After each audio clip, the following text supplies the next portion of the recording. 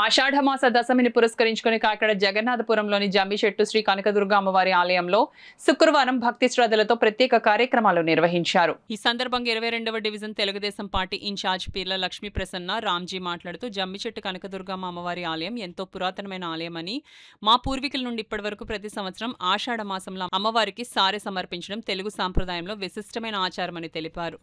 అమ్మవారి కృపతో రైతులు ప్రజలు సుఖశాంతులు ఆయురారోగ్యాలతో ఉండాలని, అమ్మవారి ఆశీస్సులు కూటమి ప్రభుత్వం పైన, మా ప్రియతమ నాయకులు ఎమ్మెల్యే వనమాడి కొండబాబు మీద ఉండాలని ఆకాంక్షించారు. కార్యక్రమంలో ఆలయ కమిటీ సభ్యులు, భక్తులు, మహిళలు పెద్ద సంఖ్యలో పాల్గొన్నారు. జగన్నాథపురం 22వ వార్డులో వెలిసి ఉన్న శ్రీ జమ్మిచెట్టు అమ్మవారి గుడిలో ఉన్నామండి. మనం ఈ అమ్మవారి పురాతన నుంచి కూడా యావత్ కాకినాడ ప్రజల్ని, అలాగే 22వ వార్డు జగన్నాథపురం ప్రజల్ని కూడా చాలా చల్లగా చూస్తున్నారు. అదే ఆషాఢంలోని సారి పట్టడం ప్రతి సంవత్సరం ఆనవాయి అమ్మవారికి. అలాగే ఈ రోజు శాకాంబరి దేవి అవతారం కూడా రెండు కలిసి రావడంతో భక్తులు యథావిధిగా వచ్చి అమ్మవారిని దర్శించుకుని, అలాగే సారి సమర్పించుకోవడం జరిగింది. అందులో మేము కూడా భాగస్వాములు అయ్యామండి.